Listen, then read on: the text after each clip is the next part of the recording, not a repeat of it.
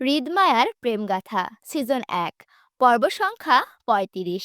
লেখনীতে রিক্তা ইসলাম মায়া। গল্প পাঠে আমি অরোরা ইসলাম। ভোর ৫টা ৫। একটা সুন্দর স্নিগ্ধ সকালের সূচনা হলো ধরণী জুড়ে। পশ্চিম আকাশে লাল সূর্যের চটার আবির্ভাব এখনো ঘটেনি, তবে উজ্জ্বল আকাশে উজ্জ্বল পৃথিবী। প্রকৃতি জুড়ে শীতল হাওয়ার উত্তাপ। এমন একটা সুন্দর সকালে সকলে যাচ্ছে কলেজ ট্যুরে রাঙামাটিতে। এই ট্যুরের যাত্রীতে মায়াও আছে। প্রথম সারি, দ্বিতীয় সারি মিলিয়ে মোট ৪টা বাসের ট্যুর যাত্রা এটার। মায়াদের সিট পড়েছে চতুর্থ বাসে। সকল শিক্ষার্থী ছেলেমেয়েদের আলাদা আলাদা বাসে বসার ব্যবস্থা করা হলেও সিনিয়র ছেলেমেয়েরা সকল বাসে উপস্থিত আছে ভলেন্টিয়ার হিসাবে। শিক্ষক শিক্ষার্থীদের পাশাপাশি এই ট্যুরে একদল সিনিয়র ছেলেমেয়েকেও নেওয়া হচ্ছে জুনিয়র স্টুডেন্টের সুষ্ঠু শিক্ষা সফর নিশ্চিত করার লক্ষ্যে। কঠোর নিষেধাজ্ঞা আর নজরদারিতে এই ট্যুরের যাত্রা শুরু হলেও বাসের ছেলেমেয়েরা ডিজে গানের তালে হই হুল্লোড় আর আনন্দে মেতে উঠল একটা সময় পর। কিন্তু মায়া সবার দলে নেই। সে মূলত মন খারাপে নিশ্চুপ বসে আছে। কি জন্য মায়ের মন খারাপ জানা নেই, শুধু উদাস আর অস্থির মনে ভেতর জ্বলছে ওর। উদাস মায়া জানালা ধরে বাহিরের দিকে তাকিয়ে, দৃষ্টি ওই দূর সীমান্তের পাহাড়ের চূড়ায়। সকালের মিষ্টি ফুরফুরে বাতাসের তেজে মায়ের মুখ ছুঁয়ে মাথার হিজাব উড়ছে শাঁসা শব্দে। জুই মায়ের পাশে বসে, শ্রেয়া নাদিয়া বসেছে পেছনের ২ সিট পরে।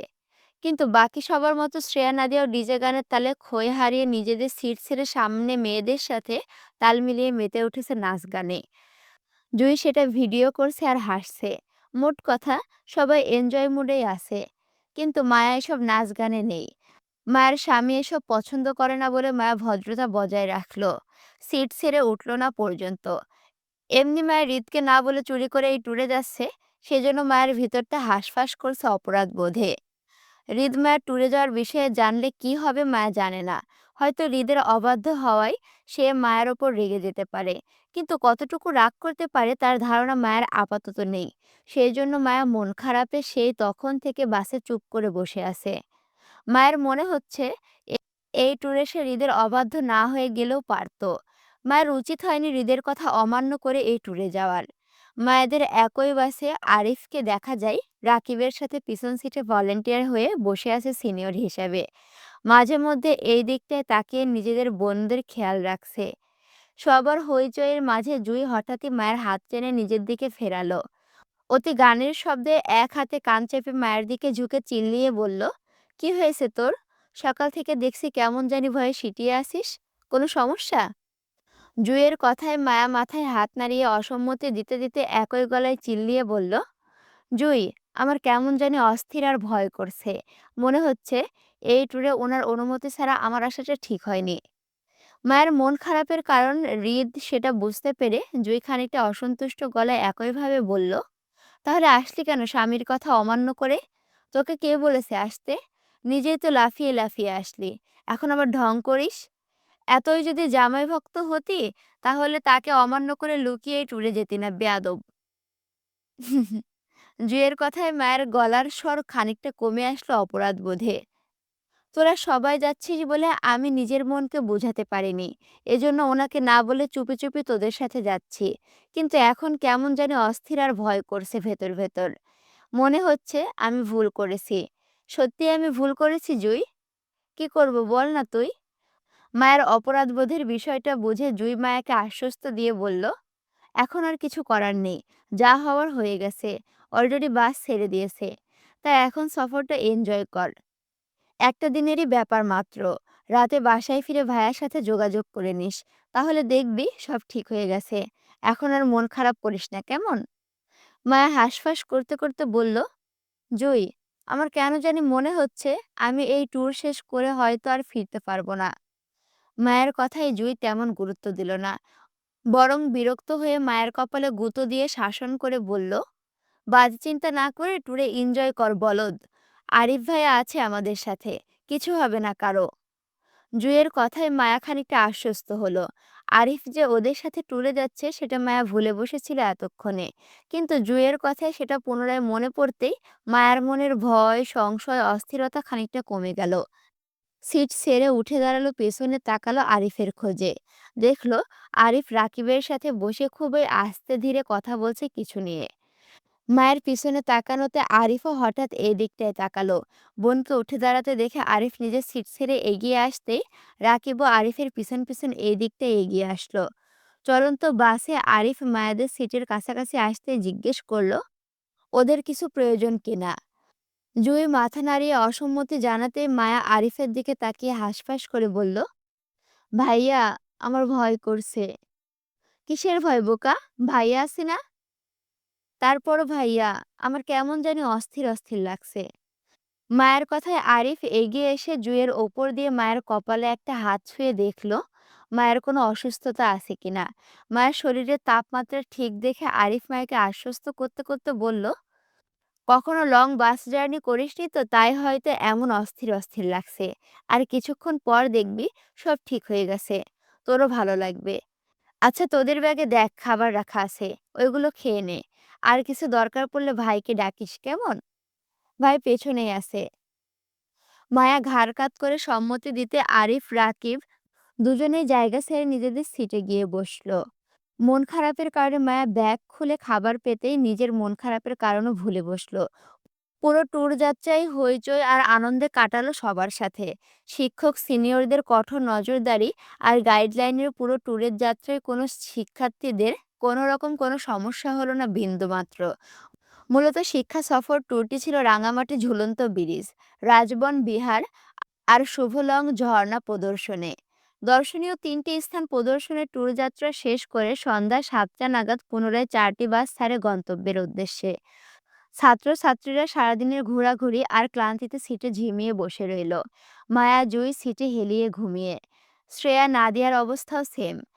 বাসের মধ্যে যে সকল ছাত্রছাত্রীরা জেগে আছে তারা মূলত ফোনে ব্যস্ত আছে, তাদের সারাদিনে তোলা ছবিগুলো দেখায়।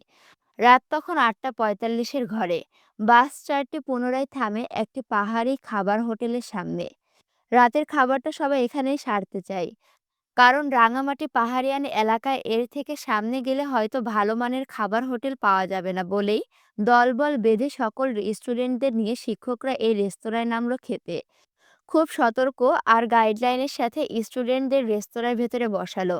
১৫০ স্টুডেন্টদের খাওয়া দাওয়া আর ফ্রেশ হতে হতে প্রায় ১.৫ ঘন্টার উপরে সময় লাগলো। রাত তখন ৮টা ৪৫ থেকে ১০টা ২০-এর ঘড়ির কাঁটায় গিয়ে ঠেকেছে। এই খাওয়া দাওয়ার পুরো সময়টাতে মায়া, জুই, নাদিয়া, শ্রেয়া সঙ্গে সঙ্গেই ছিল। এ- এর মাঝে চারজনের ওয়াশরুমের কাজ ছেড়ে পুনরায় আরিফের নির্দেশ অনুযায়ী বাসে গিয়ে বসেও পড়ল। অল্প কিছুক্ষণের মধ্যে বাসগুলো ছেড়ে দিবে। ইতিমধ্যে সকল স্টুডেন্টদের বাসে ওঠা শেষ। ক্লান্ত মায়া পুনরায় জানালা দিয়ে তাকিয়ে বাকি স্টুডেন্টদের দল বেঁধে গাড়িতে ওঠা দেখার মধ্যে বেখেয়ালি হঠাৎ চোখ যায় রেস্তোরাঁর অদূরে কিছু ঝাপসা দৃশ্যের দিকে। কৌতূহলী মায়া মাথা বের করে সেদিকে উঁকি মেরে তাকাতে আরো ঝাপসা কিছু দৃশ্য দেখল সে। অত দূর থেকে মায়া সেই দৃশ্যগুলো ঠিকঠাক বুঝতে পারল না, তবে এতটা বুঝতে পারল সেখানে কিছু একটা হচ্ছে। মায়া সেই দিকে তাকিয়ে থেকে পাশের বসা জুইকে ডাকলো উঁচু গলায়। মায়ার দেখা অদূরে সেই ঝাপসা দৃশ্যটা সে সেটা দেখানোর জন্য জুইকে ডেকে মায়া বলল, জুই, জুই, দেখ তো রেস্তোরাঁর পেছনে কি, ওইখানে কি কিছু হচ্ছে নাকি?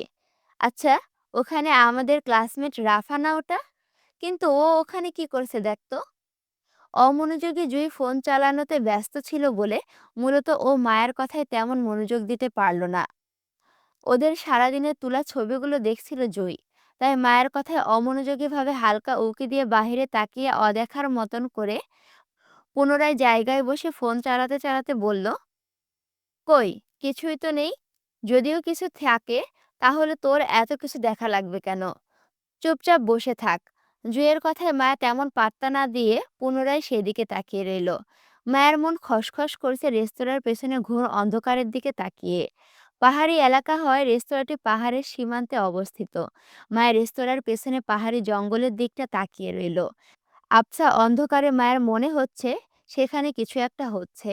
কারা যেন রাফার সাথে জোরাজুরি করছে। মায়া অতদূর থেকে বেশি একটা বুঝতে পারছে না। কিন্তু এত দূর থেকে দেখে মায়ের কেন জানি তাই মনে হলো। যদিও মায়া শিওর না, কিন্তু তারপরও মায়ের চোখের সামনে দৃশ্যগুলো হেলাফেলা করতে পারল না। বরং মায়া পুনরায় জুঁইকে ডেকে সেই দৃশ্য দেখাতে চেয়ে একইভাবে বাহিরের দিকে তাকিয়ে বলল, জুই, একটু ভালো করে দেখ না প্লিজ। রাফাকে মনে হয় কারা যেন তুলে নিয়ে যাওয়ার চেষ্টা করছে। আমি অন্ধকারে ঠিকঠাক বুঝে উঠতে পারছি না। আমার মনের ভুলও হতে পারে। তাই তুই একটু দেখে বল না, আমি যা দেখছি তুইও তাই দেখছিস কিনা? জুই। মায়ের পরপর কথায় উত্তর না আসায় মায়া বিরক্ত নিয়ে পাশ ফিরে তাকাতেই দেখল জুই পাশের সিটে নেই। শ্রেয়া নাদিয়ার সঙ্গে পেছন সিটে বসে ফোনে কিছু একটা দেখছে তিনজন মিলে। অস্থির মায়া জুইকে না পেয়ে পুনরায় গাড়ির জানালা দিয়ে বাইরে তাকালো। দেখলো এবার আর রাফা নামক মেয়েটাকে আশেপাশে কোথাও দেখা যাচ্ছে না। মায়ার মন খসখসে গাড়ির সিট থেকে উঠে দাঁড়ালো। উদ্দেশ্য এবার হোটেলের পেছনে গিয়ে রাফা মেয়েটার খোঁজ করে আসবে বাহিরে আছে কিনা সে।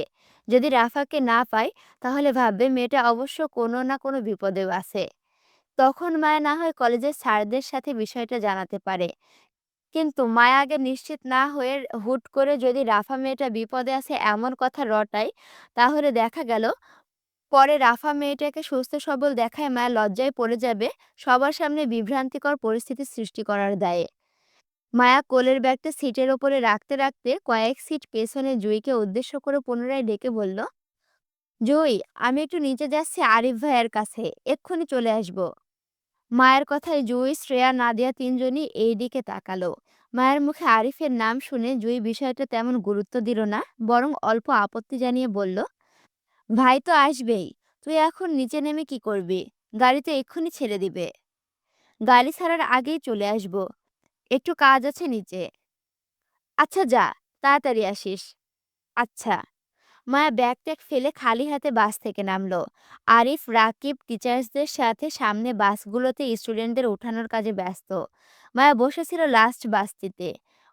ওদের বাসে সবার কাজ শেষ বলে এইদিকে তেমন কারো হেয়াল নেই। মায়া বাস থেকে নেমে একবার ভাবলো আরিফের কাছে যাবে, আরিফকে জানাবে মায়া ওইদিকে হোটেলের পিছনে রাফাকে দেখছিল, ওর সাথে কারা যেন ছিল। পর মুহূর্তে মায়া ভাবলো ওর মনের ভুলও তো হতে পারে। সেজন্য মায়া আগে সেই দিকটায় একবার উঁকি মেরে দেখতে চাইলো আসলে সেই দিকে কেউ আছে কিনা। ভাবনা অনুযায়ী মায়া সত্যি সত্যি বাসের উল্টো পথে হাঁটলো। অল্প স্বল্প চিপা রাস্তা ধরে হোটেলের পেছনে এসে তেমন কাউকে দেখলো না। বেশ অন্ধকার হওয়ায় আশেপাশে তাকাতেই মায়ের গা ছমছম করে উঠল ভয়ে। হোটেলের পেছনের দিকটায় বেশ উঁচু পাহাড় মাথা তুলে দাঁড়িয়ে, পাহাড়ি গাছগাছালিতে ঘেরা জঙ্গলের মতন হয়ে আছে। মায়ার গা শিরশির করে উঠল ভয়ে। অন্ধকারে আশেপাশের কাউকে দেখতে না পেয়ে মায়া ফিরতে গিয়েও কারো গোঙানির শব্দ কানে আসলো। চমকে ওঠার মতো দ্রুত আশেপাশে তাকালো। তেমন কাউকে দেখতে না পেয়ে মায়া গোঙানির শব্দ অনুসরণ করতে চাইল। থেমে থেমে অল্প শব্দ কানে আসতে মায়া সেই শব্দ উৎসাহ অনুসরণ করে এক পা দুপা সামনে এগোতে এগোতে হোটেল থেকে বেশ খানিকটা দূরে পাহাড়ি চৌড়ায় উঠতে উঠতে দেখলো বেশ কিছু ছেলে একত্রে একটা মেয়ের হাত পা মুখ বেঁধে মেয়েটাকে কোথাও নিয়ে যাচ্ছে তাড়াহুড়ো করে। আতকে ওঠার মতো করে মায়া থমকে গেল অন্ধকারের মধ্যে ওদের কলেজে সাদা ড্রেস পরিহিত মেয়েটাকে দেখে। তার মানে মায়া তখন গাড়িতে বসে ঠিক দেখেছিল এই মেয়েটি রাফা ছিল। আর এই ছেলেগুলো তখন রাফাকে জোর জবরদস্তি করে তুলে নিয়ে যাচ্ছিল। অনেক দূর হওয়ায় মায়া তখন সেটা বুঝতে পারেনি। এজন্য মায়া জুঁইকে এতবার বলছিল এই দিকটায় তাকাতে। বেখেয়ালি জুঁই তখন যদি মায়ের কথাগুলো একবার মনোযোগ দিয়ে শুনতো বা দেখতে চাইতো মায়া আসলে কি দেখাতে চাইছে ওকে, তাহলে আজ রাফা মেয়েটা বিপদে পড়তো না। তাই আগেই মায়া সবাইকে জানিয়ে রাফা মেয়েটাকে এই ছেলেগুলোর হাত থেকে বাঁচিয়ে নিত। আতঙ্কিত মায়া কি করবে চট করে বুঝে উঠতে পারল না। এখন যদি মায়া দৌড়াদৌড়ি করে পুনরায় বাসের কাছে ফিরে যায় সবাইকে এটা জানাতে ওদের কলেজের রাফা নামের একজন শিক্ষার্থী বিপদে পড়েছে, কারা যেন মেয়েটাকে তুলে নিয়ে যাচ্ছে সেটা বলতে, তাহলে সবাইকে নিয়ে মায়া ফিরে আসতে আসতে রাফা মেয়েটাকে হারিয়ে ফেলবে ও। আর এই মুহূর্তে মায়া একা রাফার পেছনে গিয়েও কোনো লাভ নেই। ওর দ্বারা এতগুলো ছেলের থেকে মেয়েটাকে বাঁচানো সম্ভব না। অস্থির মায়া কি করবে বুঝে উঠতে না পেরে ওই পাহাড়ি নেশাখোর ছেলেগুলোর পেছনে হাঁটলো। অন্তত কোথায় নিয়ে যাচ্ছে রাফাকে সেই লোকেশন দেখে না হয় মায়া পুনরায় ফিরে এসে সবাইকে জানাবে সেটা। ভাবনা অনুযায়ী মায়া তাই করলো। হোটেল থেকে বেশ অনেকটা দূরে নিয়ে যায় রাফাকে ওই ছেলেগুলো। পাহাড়ের শীর্ষ চূড়ায় এনে রাখলো মেয়েটাকে হাত পা মুখ বাঁধা অবস্থায়। তার কিছুটা সামনে আগুন জ্বালিয়ে হইচই নেশা করে বুধ হলো এক একজন। এই সব কিছুর মাঝে মায়া ছেলেগুলোর পেছন ছুটতে ছুটতে অন্ধকারের মাঝে নিজেদের হোটেলের রাস্তা ভুলে বসলো এই অচেনা অজানা পাহাড়ি এলাকায়। মায়া নতুন কোন দিকে মূল রাস্তা আর কোন দিক দিয়ে বিপদের সংকেত তাও জানা নেই মায়ার। আতঙ্কিত মায়া রাফার খোঁজে নিজের জীবনও বিপদে ফেলল। পাহাড়ের চৌড়ায় উঠতে উঠতে অসংখ্যবার উঁচু নিচু গর্তে হোঁচট খেয়ে পড়ায় গায়ের সাদা ড্রেস লাল মাটিতে ময়লা ময়লা করে ফেলেছে ততক্ষণে। তারপরও হাল ছাড়েনি। নিশ্চুপে ছেলেগুলোর পেছনে ছুটতে ছুটতে নির্দিষ্ট গন্তব্য পর্যন্ত পৌঁছালো। পাহাড়ি গাছের আড়ালে লুকিয়ে দেখলো প্রায় ৮ থেকে ১০ জনের মতো পাহাড়িয়ান নেশাখোর ছেলেপেলে হবে। আর এদের বসবাস মূলত পাহাড়ের চৌড়াই হয়ে থাকে। মায়া আশেপাশে গা ছমছম করা পরিবেশটা দেখলো। পাহাড়ি গাছের ডালপালা কেটে বসার মতো একটা টুল বেঁধে রেখেছে। এর পাশে একটা বাঁশের চৌকি দেখা গেল। আর মাঝের খালি জায়গাতে ছেলেগুলো গোল করে বসে মধ্যস্থতায় আগুন জ্বালিয়ে হাতের তালুতে কিছু একটা ঘষে ঘষে বারবার সেটা মুখে দিয়ে নেশা করছে তারা। মূলত বোকা মায়ের ধারণা নেই পাহাড়িয়ার নেশাখোর ছেলেগুলোর ভয়ঙ্করতা সম্পর্কে। যদি থাকতো তাহলে কখনোই নিজের জীবন বিপদে ফেলে একা মেয়ে হয়ে অন্য মেয়েকে বাঁচাতে আসতো না এই মধ্যরাতে। বরং দ্রুত নিজের কলেজের কর্তৃপক্ষদের জানাতো বিষয়টি। মায়ের বোকামিতে সে নিজেই ফেঁসে গেল। আর এই বিষয়টি সম্পর্কে ওর নিজেরই জ্ঞান ছিল না। মূলত পাহাড়ি আর নেশাখোর ছেলেদের কোনো জাত বংশ হয় না। তারা বেনামি পাহাড়ি জঙ্গলি বলে মানুষের কাছে পরিচিতি। এদের দিয়ে অন্ধকার জগতে সকল কাজ করে দুনিয়ার ক্ষমতাশীল মানুষরা। চুরি, ছিনতাই, ডাকাতি, ধর্ষণ, অপহরণ, নারী পাচার, অস্ত্র পাচার, কিডন্যাপিং, জঙ্গি আর দুনিয়ার সকল অরাজকতা কাজ করানো হয় এসব পাহাড়িয়া নেশাখোর ছেলেপেলেদের দিয়ে। এমন ভয়ঙ্কর জঙ্গিদের হাতে কোনো ছেলে মানুষ পড়লে তার জীবন নিয়ে ফিরতে পারে না। সেখানে মায়া একা মেয়ে হয়ে এসেছে আরেকজন মেয়েকে বাঁচাতে। নিরস্ত্র মায়ের কাছে একটা ফোন পর্যন্ত নেই যে কারো কাছে সাহায্য চাইবে। খালি হাতে বান্ধবীকে বাঁচাতে এসে সে নিজের জীবনও রিস্কে টানলো। কিছু সময় পার হতে পরিস্থিতি অল্প শিথিল হলো। ছেলেগুলোকে নেশায় মেতে থাকতে দেখে মায়া গাছের আড়াল হতে অল্প উঁকি মেরে দেখলো রাফাকে। মায়ের থেকে কিছুটা দূরে রাফাকে ছেলেগুলো হাত পা মুখ বাঁধা অবস্থায় ফেলে রেখেছে মাটিতে। হয়তো নেশা করার পরই ঝাঁপিয়ে পড়ার চিন্তা ভাবনা। মায়ার কিছুই ভাবলো না। নিজের ক্লাসমেটকে বাঁচাতে হামাগুড়ি দিয়ে গিয়ে বসলো রাফার পেছনে। রাফা তখন নিজের হাতে পায়ের বাঁধন ছাড়ানোর চেষ্টায় আর্তনাদের চিৎকার করার মতো করে গোঙানি ছাড়ছিল ছাড়া পাওয়ার জন্য। মাটিতে পড়ে ছটফট করার সময় হঠাৎ পায়ের কাছে যখন কারো উপস্থিতি বুঝতে পারল, তখন আতঙ্কিত রাফা প্রাণ বাঁচাতে প্রহার করে বসলো মায়াকে। নিজের দুপা একত্রে বাঁধা অবস্থায় লাথি মারল মায়াকে। আঘাত পেয়ে ছিটকে পড়ার মতো উল্টে পড়ল মায়া। রাফা মনে করেছিল নেশাখোর ছেলেগুলোর মধ্যে কেউ একজন হবে ওকে ছোঁয়ার চেষ্টা করছে। সেজন্য গোঙানি অবস্থায় মাথা তুলে পায়ের কাছে তাকাতেই দেখল মায়াকে পুনরায় দৌড়ে গাছের পিছনে লুকাতে। মায়াকে দেখে আতঙ্কিত রাফা সুস্থির হলো। শেষ ভরসার আশ্রয় খুঁজে মায়াকে উদ্দেশ্য করে গাছের পিছনে তাকিয়ে আরো জোরে জোরে গোঙানিতে লাগলো ওকে বাঁচাতে। অথচ মায়া রাফাকে বাঁচাতে এসেও ও কেন পুনরায় পালিয়ে গেল সেটা বুঝতে রাফার আরো কয়েক সেকেন্ড সময় লাগলো। যখন দেখলো একটা নেশাখোর ছেলে ওই দিকটায় এগিয়ে আসছে রাফার উদ্দেশ্যে। মূলত রাফার তখন মায়াকে দেখে হঠাৎ চিৎকারের শব্দে এই ছেলেগুলোকে পাঠিয়েছে দেখতে বাকি ছেলেগুলো। পাহাড়ি এলাকায় বন্য প্রাণী বেশি থাকে। এরা একা মানুষ পেলে আক্রমণ করে বসে। সেই জন্য রাফার চিৎকারে দেখতে আসলো কোনো বন্যপ্রাণী আক্রমণ করেছে কিনা। কিন্তু আশেপাশে তেমন কিছু দেখতে না পেয়ে রাফার সামনে ছেলেটি বসতে বসতে ওর গালে আছড়ে ধরে ঝরঝরে চট্টগ্রামের ভাষায় নেশাক্ত গলায় বলল, শালি হুদাই না চিল্লাইয়া শরীরে শক্তি ধরে রাখ। 10টা পুরুষ মানুষের সারা রাত মনোরঞ্জন করতে তোর অনেক শক্তির প্রয়োজন হবে। নেশা করবি? তাহলে তোর আমাদের মতো বহুত শক্তি হইব শরীরে। তখন আমাদের মজা দিতে পারবি। তুইও মজা লইতে পারবি। দাঁড়া, আনতেছি তোর জন্য নেশা। কথাগুলো বলে আবারও নেশাখোর ছেলেটা হেলতে দুলতে হাঁটলো বাকি ছেলেদের উদ্দেশ্যে। হয়তো নেশা নিয়ে ফিরবে আবার। ছেলেটাকে চলে যেতে দেখে মায়া পুনরায় গাছের পিছন থেকে বের হলো। এবার মায়াকে দেখে রাফা তেমন একটা হইচই করলো না, বরং চুপ রইল। তাড়াহুড়োয় মায়া দ্রুত হাতে রাফার পিঠে ও হাতের বাঁধন খুলতে খুলতে রাফা নিজে ওর হাতের বাঁধন খুলতে আতঙ্কিত গলায় খানিকটা উঁচু স্বরে মায়াকে শুধালো, তুই এখানে কিভাবে এসেছিস মায়া? রাফার উঁচু গলায় আতঙ্কিত হলো মায়া। তাড়াহুড়োয় তৎক্ষণাৎ রাফার মুখ চেপে মায়া সতর্ক করতে করতে ফিসফিস করে বলতে চাইল, আস্তে কথা বল রাফা, নয়তো ধরা পড়ে যাব আমরা। মায়ের সতর্কতায় তেমন কাজ হলো না। রাফার বোকামিতে ততক্ষণে চলে যাওয়া ছেলেটিও পেছন ঘুরে তাকালো মেয়েলি কণ্ঠস্বর শুনে। দেখলো ওদের ধরে আনা মেয়েটিকে অন্য কোনো নতুন আরেকটি মেয়ে মুখ চেপে ধরে আছে ছাড়া পাওয়া অবস্থায়। নতুন মেয়ে মায়াকে দেখে নেশাখোর ছেলেটি চিল্লিয়ে উঠে বাকিদের উদ্দেশ্যে পুনরায় চট্টগ্রামের ভাষায় ডেকে বলে, কিরে কই তোরা? দেখ, এইখানে আরো একটা নতুন মাইয়া আইছে। আমাদের পুরাতন মায়াডারে তো ছাড়াইয়া নিয়া যাইতাছে। তোরা কই? তাড়াতাড়ি আয়, ধর শালিদের। বগল থাবার মতন রাফার হাত চেপে আতঙ্কিত মায়া তৎক্ষণাৎ দৌড়ালো পাহাড়ি এলোমেলো রাস্তা ধরে। কোথায় যাচ্ছে, কোন রাস্তা ধরে দাঁড়ালে হাঁটলে পৌঁছাতে পারবে তার কিছু জানা নেই মায়ার। শুধু জানে ওই ছেলেগুলোর হাত থেকে নিজেকে এবং রাফাকে বাঁচাতে হবে। হয়তো রাফার তখন ওইভাবে চিল্লিয়ে কথাগুলো না বললে দুইজন চুপিয়ে পালিয়ে আসতে পারত, সক্ষম হতো। কিন্তু ভয়ের তো রাফার বোকামিতে ওর সাথে সাথে মায়া ফেসে গেল জঙ্গিদের হাতে। আতঙ্কিত দুজন প্রাণের ভয়ে যেদিকে দুই চোখ যাচ্ছে সেই দিকেই দৌড়াচ্ছে। অথচ অচেনা পথে দৌড়ানোতে দুজন আবার নতুন কোনো বিপদের সম্মুখীন হবে কিনা জানা নেই কারো। পিছনে পাহাড়িয়ান জঙ্গিগুলো খাক ছেড়ে চেল্লানোর শব্দ শোনা যাচ্ছে অনবরত। আতঙ্কিত দুই বান্ধবী পিছনে না তাকিয়ে বুঝতে পারছে ছেলেগুলো ওদের উদ্দেশ্যেই ঝড়ের বেগে দৌড়ে আসছে।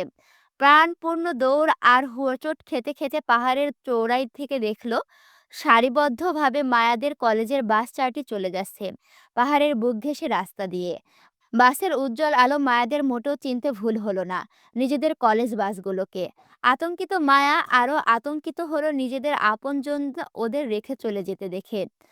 মায়াদের বাসগুলো ওদের খোঁজ না করে চলে যেতে দেখে পাহাড়ের চৌড়াই থেকে মায়া রাফার হাত চেপে সেদিকে দৌড়াতে দৌড়াতে চিল্লাতে চাইলো বাসগুলোকে থামাতে। কিন্তু পর মুহূর্তে সতর্কতায় আর চিল্লালো না। পিছনের পড়ে থাকা ছেলেগুলো যদি ওদের খোঁজ পেয়ে যায় সেজন্য। দিনের আলোয় পাহাড়ে উঁচু নিচু রাস্তায় চলা মুশকিল। হোঁচট খেয়ে পাহাড়ের ওপর থেকে তলদেশে পড়ার সম্ভাবনা বেশ। এমতো অবস্থায় রাতের 11টায় চাঁদবিহীন অন্ধকারে পাহাড়ের রাস্তায় দৌড়ানোটা আরো ভয়ঙ্কর। জানাশোনা ট্রেনিংপ্রাপ্ত ট্রেনারও এমন রাতে পাহাড়ের বুকে নামে না পাহাড়ি জঙ্গি বিষাক্ত জীব ও বস্তু বাস বিষধর সাপের তাড়নায়।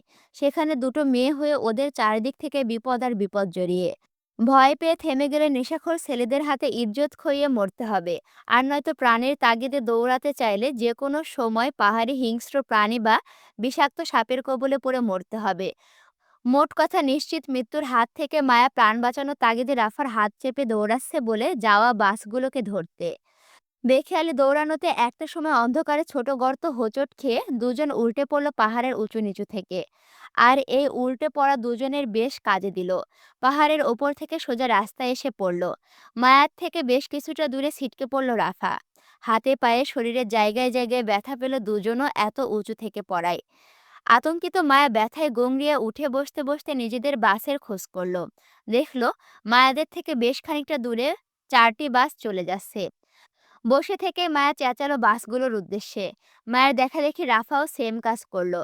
কিন্তু বাসগুলোকে থামতে না দেখে মায়া নিজের শরীরের ব্যথা ভুলে পুনরায় রাফার হাত চেপে ধরে টেনে তুলে দৌড়ালো বাসের পিছন পিছন। এমনি দীর্ঘ সময় পরে পাহাড়ের উঁচু নিচু রাস্তা দিয়ে ধরে দৌড়াচ্ছে দুজন। এখন আবার চলন্ত বাসের পিছন পিছন দৌড়াতে হচ্ছে ওদের দুজনকে। কিন্তু চলন্ত বাসগুলোতে মায়াদের ডাক পৌঁছালো না। আর না মিউজিকের জন্য কেউ শুনতে পেল বুক ফাটা দুই কন্যার আর্তনাদের চিৎকার। বাস থামাও কেউ, আমাদের নিয়ে যাও। আরিফ ভাই, আরিফ ভাই, আমরা বিপদে পড়েছি, আমাদের বাঁচাও। জুই, জুই, এই জুই। মায়া রাফার পরপর চিৎকারের শব্দে দুপাশে পাহাড়ের প্রতিধ্বনি হয়ে পুনরায় সেটা ফিরে আসছে। তারপরও চলন্ত বাসের কেউ শুনল না ওদের আর্তনাদের চিৎকার। দৌড়াতে দৌড়াতে বাসগুলো চোখের সামনে থেকে বহুদূর চলে যেতে দেখে থামে দুজন। দীর্ঘ সময় ধরে বাসের পিছন দৌড়াতে দৌড়াতে নিঃশ্বাস ফুলে আসে দুজনের হাঁপাতে হাঁপাতে। গলা শুকিয়ে দুজনের কাশি উঠল অনবরত। কাশতে কাশতে নিঃশ্বাসের অভাবে দুজনে মাঝ রাস্তায় বমি করে বসলো। ক্লান্তিতে হাঁটু গেড়ে রাস্তায় বসতে ওদের কানে আসলো ছেলেগুলোর হুংকারের শব্দ। ভয়াত মুখে দুইজনই তৎক্ষণাৎ পেছন ফিরে তাকাতেই দেখলো বাকি ছেলেগুলোর একজন ওদের ঠিক কাছাকাছি চলে এসেছে। মায়েরা এতক্ষণ বাসের পেছনে দৌড়ানোর ফলে পেছনে পড়ে থাকা গুন্ডাগুলোর কথা প্রায় ভুলেই বসেছিল দুজন। কিন্তু এখন আতঙ্কিত দুই বান্ধবী পেছন ফিরে তাকাতেই দেখলো মোটা লাঠি হাতে একজন ছেলে দৌড়ে আসছে মায়াদের দিকে। বাকি ছেলেগুলো হইচই করে পাহাড়ের চৌড়া থেকে নিচে নামছে চিল্লাতে চিল্লাতে। আতঙ্কিত দুই বান্ধবী তৎক্ষণাৎ প্রাণের ভয়ে উঠে দাঁড়ালো। পুনরায় রাফার হাত চেপে মায়া একইভাবে দৌড়াতে গেলে পেছনে দৌড়ে আসা ছেলেটা হাতের মোটা লাঠি ছুঁড়ে মারল মায়ের উদ্দেশ্যে। দক্ষ হাতে ঢিলে মারা মায়ের পায়ে আঘাত পেতে মুখ থুবড়ে পড়ল পিচঢালা রাস্তায়। একভাবে রাফাও পড়ল মায়ের সঙ্গে। সেই সুযোগে এগিয়ে আসা ছেলেটা সঙ্গে সঙ্গে আটকালো মায়াদের। মায়ের ওপর ক্ষোভ থেকে প্রথম প্রহার করলো মায়াকে ছেলেটি। মায়ের হিজাবের ওপর দিয়ে মায়ের চুল মুঠি ধরে চেপে বিশ্রী ভাষায় গালি দিতে দিতে বলল, শালে অনেক দৌড় করিয়েছিস, আজকে দেখবো তোর শরীরে কত তেজ। এক হাতে মায়ের চুলের মুঠি চেপে অন্য হাতে রাফাকেও আটকালো। নিজের বাকি সঙ্গীদের ডেকে চট্টগ্রামের ভাষায় চিল্লিয়ে বলল ছেলেটি, এই তোরা কই, এদিকে আয়, শালিদের ধরছি, তাড়াতাড়ি আয়। আম আহ বাকি কথাগুলো শেষ করার আগে ভাঙা রাস্তার ভাঙা ইট তুলে এলোমেলোভাবে নেশাখোর ছেলেটির চোখে আর কপাল মিলিয়ে আঘাত করলো মায়া। আঘাতের তাড়নায় চিৎকার করে তৎক্ষণাৎ মায়ের চুল ছেড়ে নিজের চোখে হাত দিতেই উঠে দাঁড়ালো মায়া। রাস্তায় পড়ে থাকা রাফার হাত টেনে তুলে পুনরায় পাহাড়ি রাস্তা ধরে দৌড়াতে দৌড়াতে আতঙ্কিত মায়ের রাফার উদ্দেশ্যে বলল, আমাদের বাঁচানোর মতো আর কেউ নেই রাফা। নিজেদের প্রাণের লড়াই এবার আমাদেরকেই করতে হবে। আমাদের আপনজনগুলো আমাদের ছেড়ে চলে গেছে রাফা। এখন আল্লাহ ভরসা। তিনি আমাদের সহায় হবেন ইনশাল্লাহ। শুধু পা থামাস না, তাহলেই হবে। দীর্ঘ সময় দৌড়াতে দৌড়াতে ক্লান্তিতে হাঁপিয়ে উঠেছে দুজনই। শ্বাস ফুলে যাচ্ছে, শরীর ছেড়ে দিচ্ছে আঘাতে আঘাতে। মায়া অনুভব করলো ও ডান পায়ে ভীষণ ব্যথা আর ভিজা অনুভব করছে। হয়তো তখনকার ছেলেটি মায়াকে লাঠি ছুঁড়ে মারার পর পা কেটে রক্ত ঝরছে। কিন্তু তারপর নিজের দৌড় কমালো না। মায়ের সঙ্গ ধরে রাফাও দৌড়াতে দৌড়াতে কান্না মিশ্রিত গলায় বলল, আমার শ্বাস নিতে কষ্ট হচ্ছে মায়া। যে কোনো সময় জ্ঞান হারাবো মনে হয়। আজ আমাদের মৃত্যু নিশ্চিত। ওরা আমাদের ধরতে পারলে জানে মেরে ফেলবে। শরীরে ব্যথা, আঘাতে, ভয়ে চোখ দিয়ে পানি মায়ারও পড়ছে। কিন্তু তারপরও হাল না ছেড়ে দৌড়াতে দৌড়াতে রাফাকে সাহস দিয়ে বলল, আল্লাহ ভরসা রাফা, হাল ছাড়িস না। আল্লাহ আমাদের রক্ষা করবেন ইনশাআল্লাহ। তারপরও আজ যদি মরতে হয় তাহলে ইজ্জত সম্মানে মরব। কিন্তু তারপরে এসব নোংরা জঙ্গিদের হাতে ইজ্জত খোয়াবো না। আয়। সারি সারি পাহাড়ের বুকে ঘেঁষে তৈরি করা যানবাহনের রাস্তা। রাস্তার দুই পাশে মাথা উঁচিয়ে দাঁড়িয়ে আছে এক একটা পাহাড়। আবার সেই পাহাড়ের গায়ে হেলিয়ে উঠেছে যেন অন্য একটি পাহাড়। ছোট বড় উঁচু নিচু অসংখ্য পাহাড়ের মেলা দেখা যায় দিনের আলোয় এই দিকটায়। কিন্তু রাতের আলোয় সেই পাহাড়গুলো ভয়ঙ্কর কালো ছায়া। তেমন কিছু দেখা যায় না বা বোঝা যায় না। এমন অন্ধকার রাতে দুই পাহাড়ের বুক ঘেঁষে মায়া রাফা হাত চেপে দৌড়াচ্ছে উদ্দেশ্যবিহীন গন্তব্যে। আশেপাশে বাড়িঘর, মানুষজনের চিহ্ন পর্যন্ত নেই যে কারো কাছে সাহায্য চাইবে। আছে শুধু নিস্তব্ধ পাহাড়ের হাহাকার আর ঝিঝি পোকার শব্দ। অসংখ্য বনশিয়াল খ্যাঁক ছাড়া হুংকারের ডাকও শোনা যাচ্ছে। এই অচেনা জায়গার নাম, ঠিকানা, লোকেশন কিচ্ছু জানা নেই মায়ের। এমনকি ওরা কোথায় আছে তাও জানে না। মায়া দৌড়াতে দৌড়াতে পেছন ফিরে দেখলো ছেলেগুলোর অবস্থা কোথায়। আহত ছেলেটাকে ঘিরে বেশ কয়েকজন ছেলে দাঁড়িয়ে আছে রাস্তায়। বাকি ছেলেগুলো এই দিকটায় এগিয়ে আসছে মায়াদের ধরতে। এইখান থেকে মায়া ওদের চিৎকারের শব্দ শুনতে পাচ্ছে। সেজন্য মায়া বুদ্ধি খাটিয়ে আর সোজা রাস্তা ধরল না। কারণ সোজা রাস্তা ধরে দৌড়ানো মানেই একটা সময় ছেলেগুলোর হাতে সহজেই ধরা পড়ে যাওয়া হবে। পিচ যারা রাস্তায় মায়াদের সরাসরি দেখতে পারবে, সেই জন্য ওদের ধরাও সহজ হবে। কিন্তু পাহাড়ি রাস্তা ধরে দৌড়ালে ওদের খোঁজ পাওয়া মুশকিল হবে। মায়াদের দেখতে না পারলে খোঁজা মুশকিল হবে বলেই মায়া সোজা রাস্তা থেকে পাহাড়ি রাস্তা ধরলো রাফাকে নিয়ে। অচেনা অজানা পাহাড়ের বুকে উঠতে লাগলো অন্ধকারের মাঝে। কোথায় যাচ্ছে জানা নেই। কিন্তু এই রাতে পাহাড়ের মাঝে কোথায় একটা আশ্রয় নিতে হবে ওদের। নয়তো বেশিক্ষণ দৌড়ানো ওদের দ্বারা আর সম্ভব হবে না। অলরেডি দুজনের শরীর ছেড়ে দিচ্ছে আঘাতে আঘাতে। মায়ের আঘাতপ্রাপ্ত পায়ে আরো আঘাত পাচ্ছে পাহাড়ের উঁচু নিচু গর্ত আর গাছের ডালপালার হোঁচট খেতে খেতে। দৌড়াতে দৌড়াতে পাহাড়ের মধ্যস্থায় ছোট্ট গুহায় সন্ধান পেতেই মায়া সেটাতে ঢুকে পড়লো রাফাকে নিয়ে। চেপে চেপে দুই বান্ধবী একত্রে বসাতেই মায়া দ্রুত ছোট ছোট গাছপালা টেনে গুহার মুখ ঢেকে দিল। ভয়, অস্থিরতা, আতঙ্কে দুইজনই সিটিয়ে বসলো। দীর্ঘ সময় দৌড়াদৌড়িতে শ্বাস ফুলে বড় বড় নিঃশ্বাস নিচ্ছে দুজনই। এর মাঝে ছেলেগুলো দৌড়াদৌড়ি আর খ্যাঁক ছেড়ে হুংকারের শব্দ শোনা গেল গুহার সামনে। আতঙ্কে রাফা কেঁদে উঠতে মায়া দ্রুত ওর মুখ চেপে ধরল ভয়ে। অন্ধকারের মাঝে রাফার মুখ চেপে মায়া আটকালো ওকে শব্দ করা থেকে। একবার যদি কোনো কারণে ছেলেগুলোর হাতে ধরা পড়ে যায়, তাহলে এবার আর কোনো প্রাণীর রক্ষা হবে না। আতঙ্কিত মায়া ততক্ষণ পর্যন্ত রাফার মুখ চেপে রইল, যতক্ষণ পর্যন্ত ছেলেগুলো ওদের গুহা হতে দূরে না যাচ্ছে। এর মাঝে দেখতে পেল ছেলেগুলোর হাতে ফোনের আলোয় ওদের সন্ধান করতে। রাগান্বিত ছেলেগুলো মায়েদের খুঁজতে খুঁজতে গুহার সামনে দাঁড়াতে গালি দিয়ে বলল, সাড়ে দুইটা জীবনে দৌড় করাচ্ছে আজ। একবার শুধু পায়নের দুই ডারে কুবাইয়া মারমু শালিগো। নতুন মায়াডা আছে না, যেটা আমাদের তুইলা আনা মায়াডারে ছাড়াইয়া লইয়া গেল, ওই মায়াটা বেশ চতুর। ওই শালি আমাদের এত দৌড় করাচ্ছে। একবার খালি ওই শালিরে ধরতে পারলে সবার আগে কুবাইয়া মারমু ওই ডারে। তারপর শালির কাঁচা মাংস সিদ্ধ কইরা কাঁচা খামু। এই শালি আমার শরীরে জিদ উঠাইয়া দিছে। এইটা না ধরা পর্যন্ত শান্তি নাই। এই সবাই একত্রে দৌড়ানোর দরকার নাই। সবাই আলাদা আলাদা হইয়া দৌড়া। মায়া দুইটা আশেপাশেই হইব। এই পাহাড়ে বেশিক্ষণ দৌড়াতে পারবো না। এর থেকে সামনে গেলে ডাকাতে হাতে পড়ব। এর আগেই আমাদের মায়া দুইটারে ধরতে হইব। ছেলেটির কথার হইচয়ে বাকি ছেলেগুলো সম্মতি দিয়ে সবাই আলাদা আলাদা হয়ে ছড়িয়ে পড়ল মায়াদের খুঁজতে। গুহার সামনে কারো উপস্থিতি ঠাহর করতে না পেয়ে রাফার মুখ ছাড়ল মায়া। বুকে হাত রেখে মায়া স্বস্তির নিঃশ্বাস নেওয়ার মধ্যেই রাফা ভয়ার্ত গলায় মায়াকে উদ্দেশ্য করে বলল, মায়া, ওরা সবাই তো তোর ওপর ভীষণ রেগে আছে আমাকে ছাড়িয়ে এসেছিস বলে। আমার জন্য তুই তোর নিজের জীবন বিপদে ফেলে দিলি। আজকে তুই না থাকলে এতক্ষণে হয়তো আমার সব শেষ হয়ে যেত ছেলেগুলোর হাতে। তোর ঋণ আমি কোনোদিনও শেষ করতে পারবো না। তুই আমার জন্য ফেরেশতা হয়ে এসেছিস। উত্তরে মায়া বলছে, আর তুই আমার জন্য রিনা খান হয়ে এসেছিস এই ফাটা বাঁশ গলা নিয়ে। বারবার সতর্ক করছি উঁচু গলায় কথা না বলতে, তারপরও ফাটা বাঁশের মতো চিল্লিয়ে কথা বলছিস। তোর এই বাঁশ গলার জন্য আজ এই অবস্থা আমাদের। নয়তো সে কখন তোকে নিয়ে চুপিসারে পালিয়ে যেতাম।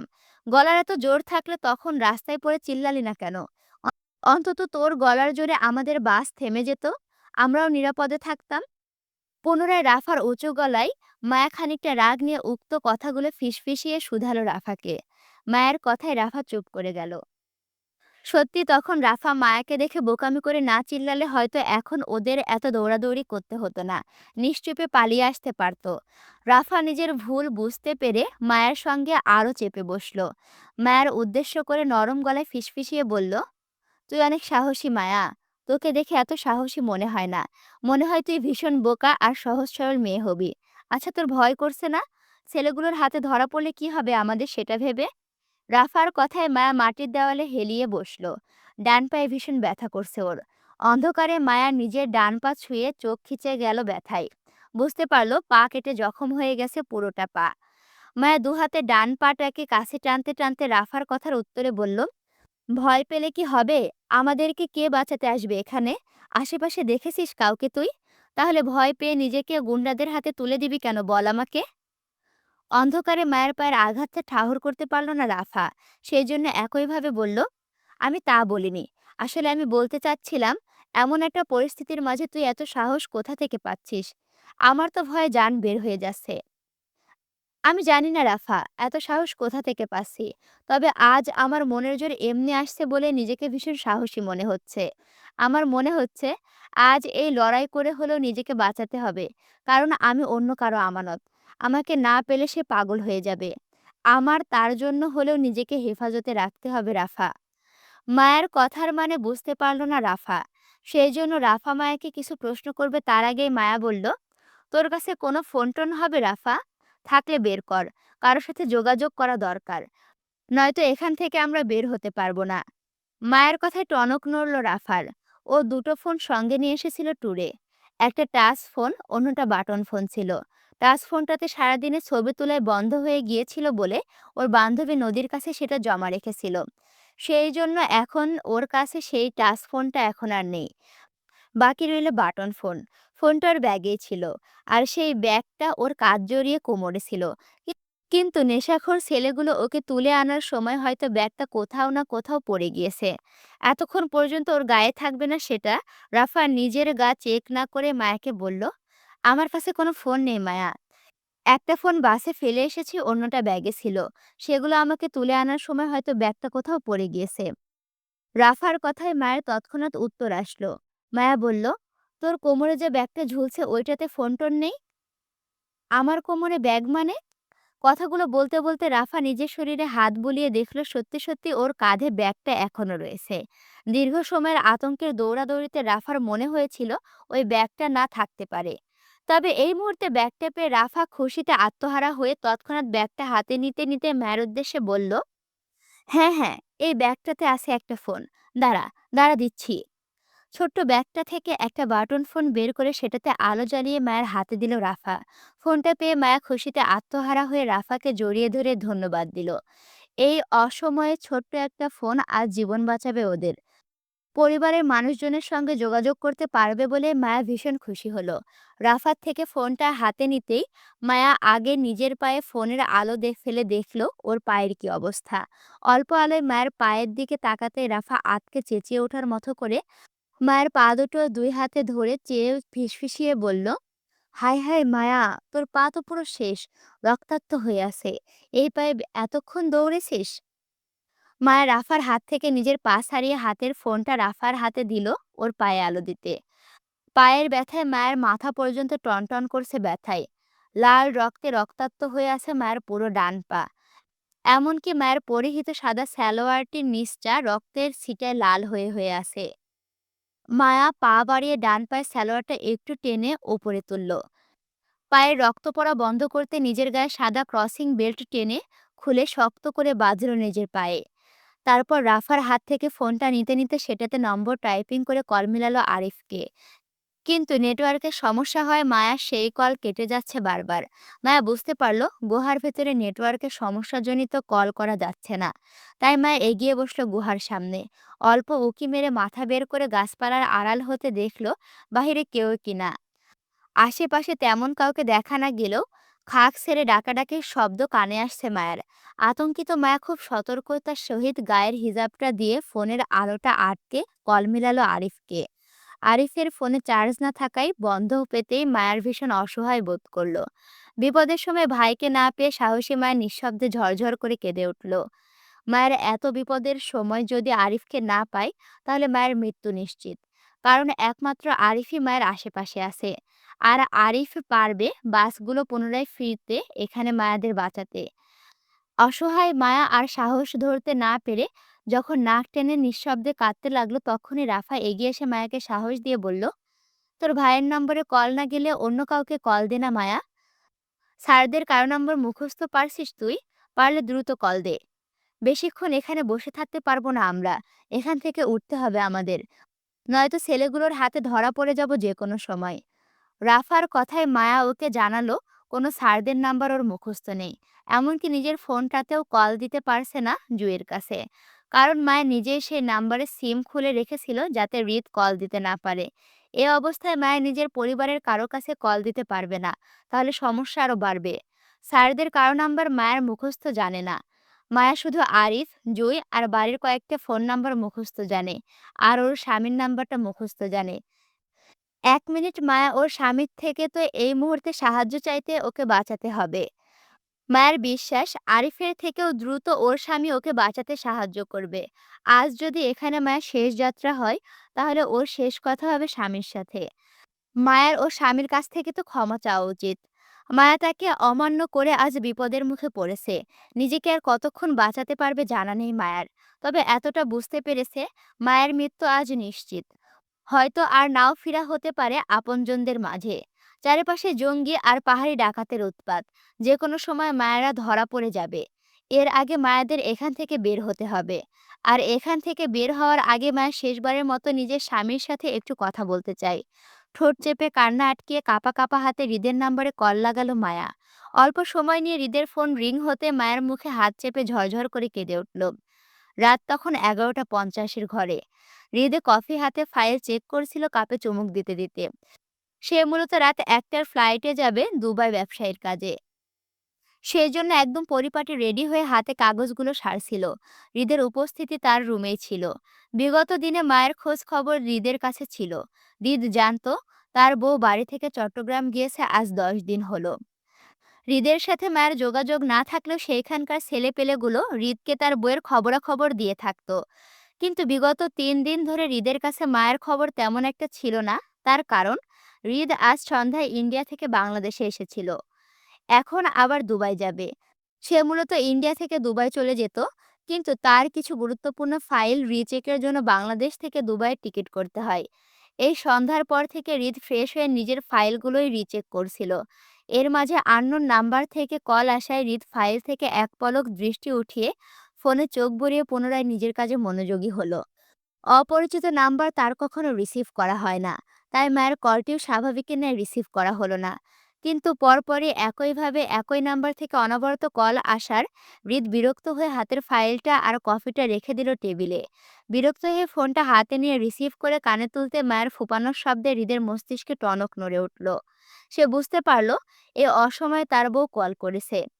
বৈদ্যুতিক শক লাগার মতো হৃদের শরীরে রক্ত টগবগিয়ে উঠল মায়ের ভয়ার্ত কান্নায়। হৃদ অস্থির গলায় মায়াকে শুধালো, জান, জান, কি হয়েছে? কান্না করছো কেন? কোনো সমস্যা? হৃদের আদুরি গলায় ঝরঝরে কেঁদে উঠল আতঙ্কিত মায়া। এতক্ষণ সাহসী নারী হয়ে থাকলেও হৃদের আদুরে গলায় ভীষণ দুর্বল হয়ে উঠল মায়া। নারী তার শখের পুরুষের কাছে এমনি দুর্বল হয়, প্রমাণ মায়া নিজেই। আমাকে বাঁচান নেতা সাহেব, আমি মনে হয় আর আপনার কাছে ফিরতে পারবো না। আমি আপনার কথা শুনিনি, অবাধ্য হয়েছি। সেই জন্য ভাগ্য আজ আমাকে আপনার কাছে ফিরতে দিচ্ছে না। আপনার সাথে আমার আর এক জনমে বেঁচে থাকার ইচ্ছাটা অপূর্ণ রয়ে গেল। আমি মরে যাব নেতা সাহেব, ওরা আমাদের বাঁচতে দিবে না। মায়ের হেসকে তোলা কান্নার দরুন খুব ফিসফিসিয়ে কানে বাটন ফোনটি চেপে ধরে হৃদকে উক্ত কথাগুলো বলল মায়া। চারিপাশে ঘুটঘুটে অন্ধকার নিস্তব্ধতায় মায়া অল্প স্বরে কথাগুলো যেন প্রতিধ্বনি হচ্ছে বারবার। আতঙ্কিত মায়া ফোনের আলোটা গায়ের হিজাবটা দিয়ে চেপে ধরে রেখেছে ভয়ে, যাতে আলোটা বাহিরে না যায়। হৃদমায়ের আতঙ্কিত স্বর আর ভাঙা গলার কথায় বুঝতে পারল পরিস্থিতি ঠিক নেই। তার বউ ভালো নেই। রাত তখন প্রায় 11:30টার ঘরে। হৃদের উপস্থিতি ঢাকা আর মায়া চট্টগ্রামে। মায়ের কি হয়েছে সেটা জানে না সে। হৃদ কিছু বলবে তার আগে মায়া আবারও একই ভঙ্গিতে ফুপিয়ে ওঠে কান্নায়। হৃদ খই হারায়, মন মেজাজ দুটোই হারিয়ে ক্ষিপ্ত হয়ে ওঠে। মায়া শুনতে পায় ফোনের ওপাশে হৃদের সচিৎকার, সেই সাথে ভাঙচুরের তাণ্ডব। মায়া আতঙ্কিত হতে হৃদের চিৎকার ভেসে আসে ফোনের ওপাশ থেকে। হৃদ, এই হৃদ, কই আছিস তুই? লোকেশন বল। মায়া ভয়ে আতঙ্কিত হয়ে হেসকি তুলে কাঁদতে কাঁদতে মুখে কাপড় চেপে বলতে চাইল, আমি জানি না কোথায় আছি, আশেপাশে কিচ্ছু চিনি না। ওরা আমাদের খুঁজছে। ওরা ওরা পাহাড়ি জঙ্গি, আমাদের মেরে ফেলতে চায়। প্লিজ আপনি আমাদের বাঁচান। আমি মরতে চাই না। আমার আপনার সাথে এখনো সংসার করা হয়নি। আপনার জন্য বউ সাজা হয়নি। আপনাকে নিয়ে এক জনমের স্বপ্ন বোনা বাকি। আমাদের বাঁচান নেতা সাহেব, প্লিজ। আমি আপনাকে ছেড়ে মরতে চাই না। প্লিজ আমাদের সাহায্য করুন। টুক, তোমরা যে এত মনোযোগ দিয়ে দেখছো, প্লিজ আমাদের সাহায্য করুন। এর পরে কিন্তু আর নাই। এর পরেরটুকু আছে পরের পর্বে। তা পরের পর্ব দেখতে হলে ভিডিওতে লাইক, কমেন্ট, শেয়ার আর সাবস্ক্রাইব করতে হবে না? তাড়াতাড়ি ভিডিওতে লাইক, কমেন্ট, শেয়ার করো। আর এখনো যদি আমার চ্যানেলটি সাবস্ক্রাইব করে না থাকো, অবশ্যই সাবস্ক্রাইব করে পাশে থাকো। আমি তোমাদের সাথে আছি, তোমাদের অপ্রিয় পাঠিকা অরোরা ইসলাম। দেখা হচ্ছে পরবর্তী ভিডিওতে। আল্লাহ হাফেজ।